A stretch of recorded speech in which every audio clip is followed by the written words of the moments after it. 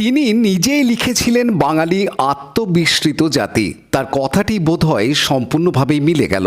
বাংলা তো দূরের কথা, খোদ চুঁচুড়া শহরই জানে না চুঁচুড়ায় তার স্মৃতি বিজড়িত এমন একটি স্থান রয়েছে যেখানে পূর্বতন কাছারি ভবন ছিল এবং তিনি ছিলেন ডেপুটি ম্যাজিস্ট্রেট। এখন সেটি চকবাজার বিটি কলেজ বলে খ্যাত।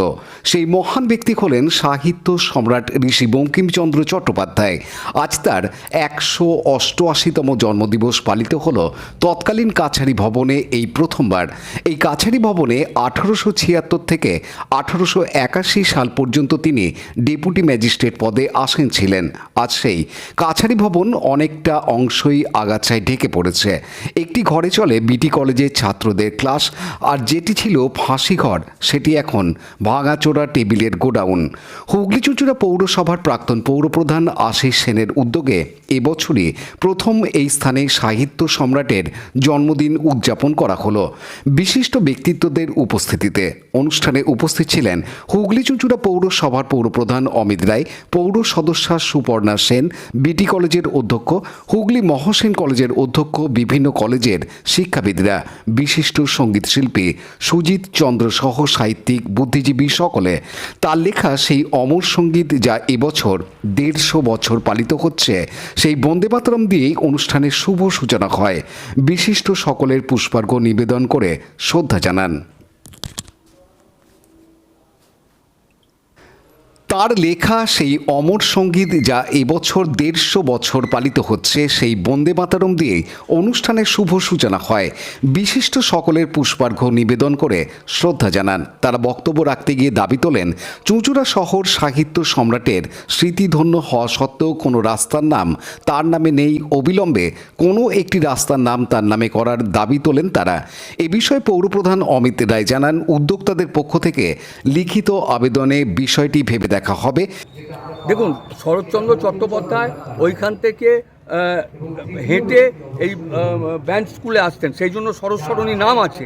এবং মমতা বন্দ্যোপাধ্যায় আমাদের মাননীয় মুখ্যমন্ত্রী হৃদয়ে সেটা ছিল বলেই তিনি সবুজ সাথী করেছেন, যে ছেলে মেয়েদের হেঁটে হেঁটে স্কুলে যেতে হয়, সেই জন্য তাদের সাইকেলের ব্যবস্থা করেছেন। সে যুগে এই ব্যবস্থা ছিল না, সেই করেছেন। এখন সরণী নাম আছে। পরবর্তী সময় কোন রাস্তা তারা করবেন সেটা তারা দাবি করলে সেটা দেখা হবে, সেখানে অন্য কোনো নামে, বিশিষ্ট লোকের নামে সেই রাস্তাটা আছে নাকি মানুষের নামে।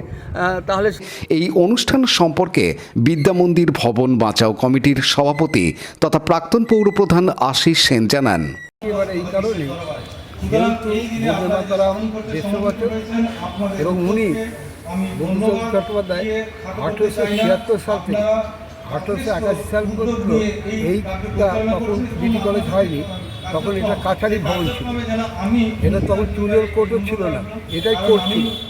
এই কোর্টে তিনি ডেপুটি ম্যাজিস্ট্রেট হিসেবে কর্মরত ছিলেন 1876 থেকে 1881। তার জন্য আমাদের তার পায়ের ধুলো যেহেতু আমাদের এই স্থানে ছিল, তাই আজকে আমরা এই দিনটাকে বেছে নিয়েছি।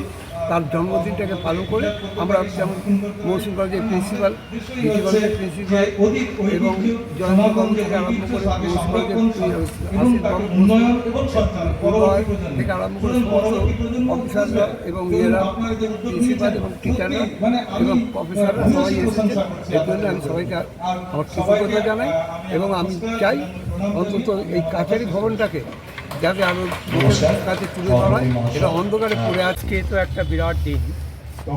এই বঙ্কিমচন্দ্র চট্টোপাধ্যায় তার লেখনীর মাধ্যমে আমাদের স্বাধীনতা সংগ্রামকে ত্বরান্বিত করেছিলেন। আর তিনি মহসিন কলেজের একটা বিখ্যাত নাম নেই, তাই জন্য মহসিন কলেজ যেমন গর্বিত, তার উত্তরসূরিরও আজও গর্বিত। তাই তাদের পরবর্তী জেনারেশনে ছুটে এসছে তাকে স্মরণ করছে। আপনি যে কলেজের অধ্যক্ষ, সেই কলেজ থেকেই সাহিত্য সম্রাট শিক্ষা একটা জায়গা, কেমন মনে হয় এই অনুভূতিটা যদি বলেন? এটা আমার বিরাট অনুভূতি। আমি গর্বিত যে তার মধ্যে একজন প্রাক্তনী কলেজকে গৌরবান্বিত করেছেন। তিনি শুধু এমন একজন বিখ্যাত, তিনি প্রথম ভারতীয় যিনি গ্র্যাজুয়েট হয়েছিলেন। তার জন্য গর্ব করবো, তো কার জন্য করবো? এই গর্বটা আমার শুধু নয়, এই গর্ব মহসিন কলেজের প্রত্যেকে। সৌমিত্র সিংহের report, Hooghly TV. Like, share, subscribe করুন হুগলি টিভি। খবর এখন বুক পকেট।